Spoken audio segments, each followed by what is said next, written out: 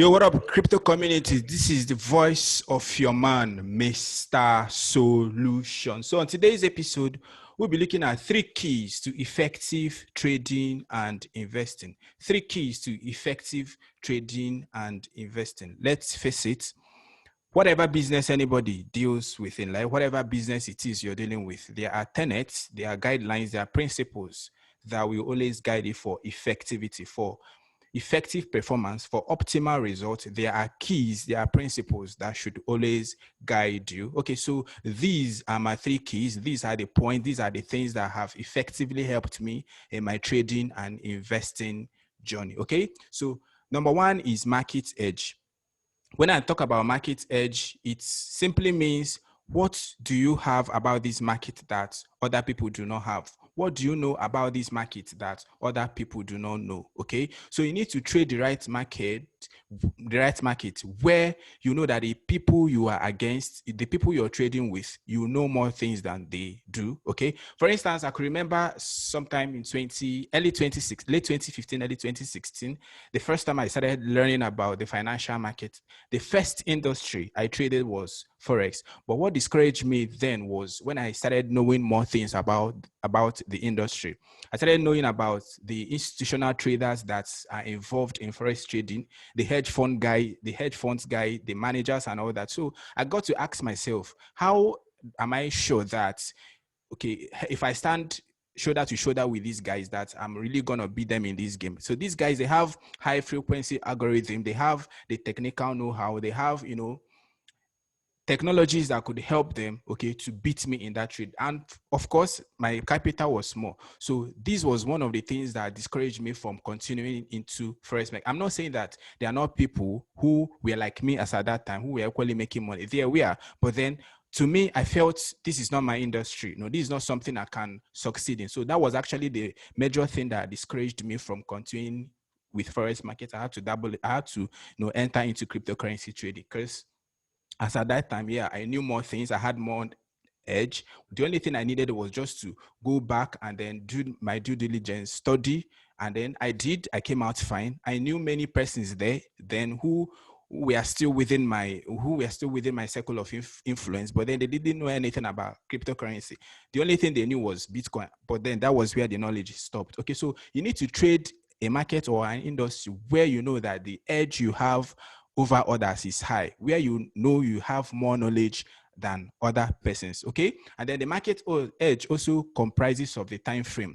This means the length of time you'll be holding a particular trade. How long do you intend to hold this trade? Okay, are you holding it for 1 month? Are you holding it for 2 months? Are you holding it for 3 months? Okay, so you need to know the length of time you'll be holding that particular trade. Knowing this will help you to adequately plan yourself. Okay, help you to adequately plan yourself. Also tells you the right market you should be trading. That's the favorable market conditions. You should know the right market you should be trading. Are you the type that trades an uptrend? Are you the type that trades the downtrend? Or are you the type that trades just an up and down kind of market? So you should know the favorable market condition that you are more effective at. Also consider the price moves. Some persons, any market that moves has choppy move, what it does is that it usually liquidates people's accounts. So you don't need to dabble into any financial markets where there are lots of choppy moves. Choppy moves usually liquidate people's accounts. I have a friend, this guy, he has huge money, he trades, but he doesn't dabble into futures. To him, he said it's very risky for his kind of person. Not like he doesn't have the money, but then for him, futures is not it. If he feels he doesn't have the requisite knowledge, he feels he can't perform very well here. So what he does is that he sticks with this sport, and so far he's been making the money. Okay, so you need to trade the market where you have an edge. For me, I prefer cryptocurrency because it's a very volatile market that is driven with emotional money. Okay, people who are into crypto entered because they were told, or they learned that this is where they can make fast money. So when people have such kind of mindset, it makes them to become emotional. At any slightest provocation, they are dumping in the little money they have with the intention of taking out a chunk out of it. So this is an emotional market, and this kind of market I love trading. An emotional market that is being driven with a volatile market that is being driven with emotional money. Okay, So the second point is trading and investing strategy. Remember, number one, we said market edge. You need to know the edge you have about the market. And secondly, you need to know your trading and investing strategies. Okay, strategy, I define a strategy as an approach that fits your market edge.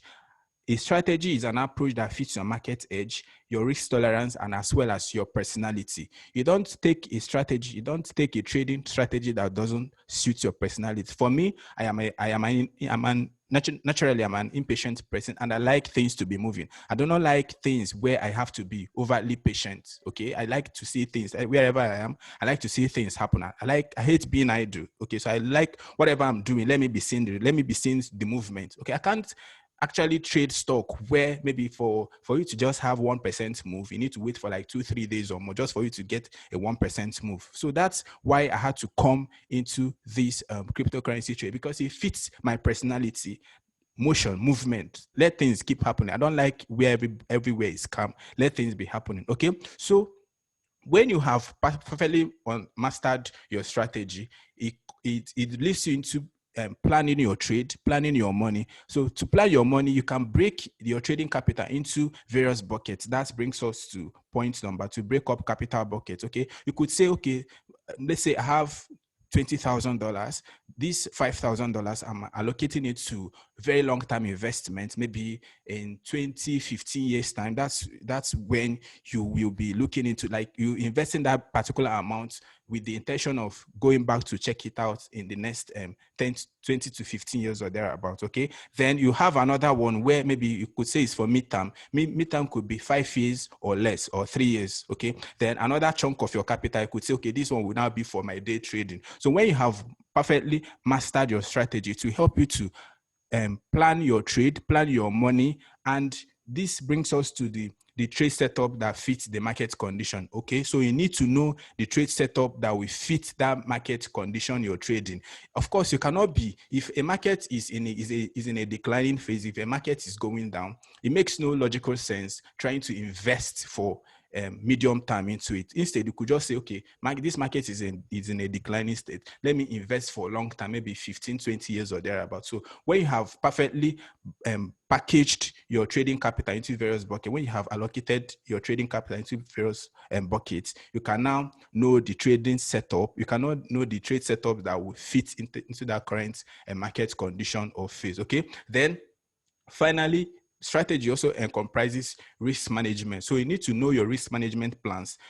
By risk management, we mean such things as your stop loss, your targets, your position sizing, and all that. And also remember that in each of those buckets, in each of those trading capital buckets you have, you cannot use the same risk management in all. You cannot use the same stop loss in all of them.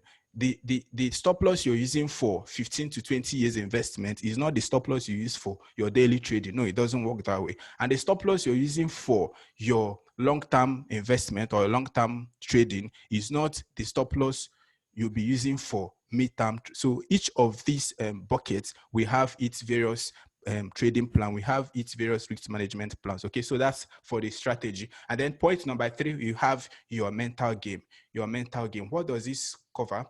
By a mental game, I said you should learn to think like a contrarian.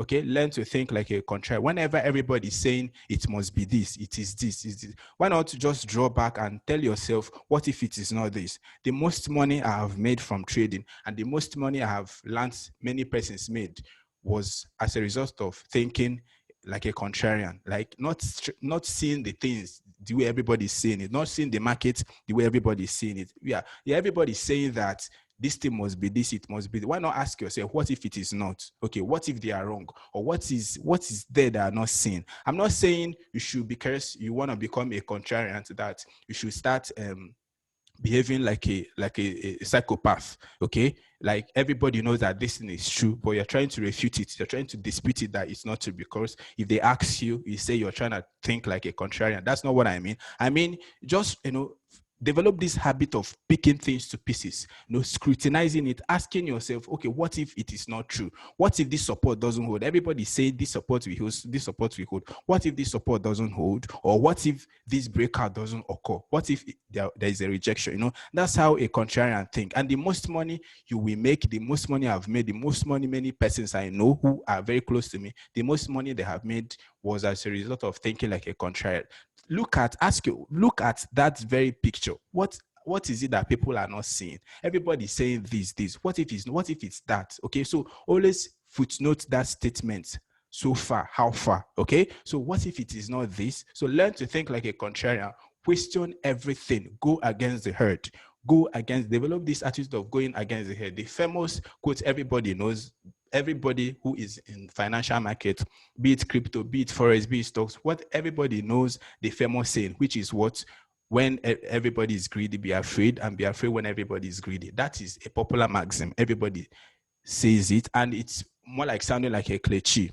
But then the truth is that for you to benefit, for you to, become a profitable trader or an investor, you need to internalize that statement, scrutinize, and understand what it means. It doesn't mean you should be stupid. You should start behaving like a sociopath, or maybe you should start acting weird. No, it means look into that picture. What is it that people are not seeing? What is there? There is something there that people are not seeing. That's what makes you to think, to go against the head, or to think like a contrarian. Okay, so secondly, know how to properly handle and analyze your losses. Let's be real. This is crypto markets we are trading. This crypto markets we are trading, there is no how you won't encounter losses. Losses are integral part of this thing. So you should properly learn how to analyze and handle your losses so that when they come, they don't put you in an emotional state where you get immobilized. I've seen some persons, or it has equally happened to me, where a particular loss kind of immobilized me for like 2-3 weeks. I couldn't do anything. Anytime I remember laptop, anytime I see chat and all that, I tend to lose my balance. But this happened years ago when I hadn't perfectly or thoroughly understood this market. So properly plan and analyze your trade, and also so that when these losses come, you will be well attuned to handle it. Many persons make the mistake of planning their trade after they must have entered it. This is very wrong. You plan your trade ahead of time. You tell yourself, this is the target I'm looking at. This is where my stop loss is, or this is the profit I'm looking. This is my invalidation point. Not when you've already jumped into that trade, then you start asking yourself, where are you going to take profit, or where should your stop loss be? No, those things are very wrong. And if you continue it won't be long. You will destroy your account. So properly plan and analyze losses. When these losses come, handle it like a professional. You can lose like a professional. It's very much possible to lose professionally. So analyze and handle your trade so that when these losses come, you handle them like a professional. Okay, and finally, be able to execute when there is big money on the line. I see trading as investing like you're walking in a very thin tightrope. You're walking at a very tightrope like that, and then beside you there is greed, there is hesitation, and then at the other side beside you. Okay, at the right hand side, there is fear, there is hesitation, and then at the left hand side, there is greed, there is hubris, there is over aggression. Okay, but then an effective trader or an investor is such that he walks this tightrope confidently, okay, with his eyes open to spot an opportunity, so that once he spots this opportunity, he dives deep into it and maximize it. Whenever he spots an opportunity, fear doesn't deter him, greed doesn't deter him. He sinks in big chunk of money there, okay, so that when the profits come, he knows where to take out. So that's what makes one a very rational and a balanced trader. Some persons call themselves an emotionless trader. Yeah, it's good. It's very much possible for somebody to be an emotionless trader. But if you are an emotionless trader, are you also a fearless trader? So these two things, okay, you need to make sure that you strike a balance between two of them. You can be you can be a fearless trader. You can equally be a greedless trader. Remember, as I usually say, that greed and fear, they are not bad in themselves. You should know how to properly use them so that when the opportunity presents, you go in and then make the most money. All right, guys. So this is just the little thing I want to share with you guys. If you love my content, you like what I'm doing, I encourage you to kindly hit the subscribe button, share the video to your people, recommend the video to people so that they can come and learn. The essence of all I'm doing is just to share the things I've been learning over the years, the things I've been reading from people who know more than I do as well. Because not all these contents, some of them are not mine. These are things I've been able to glean from other persons, and I equally practiced them, and they've worked out for me. So I decided to share with you guys. Okay, guys. See, I come your way again, remain your man, Mr. X to the O to the L to the U to the Sean, Mr. Solution.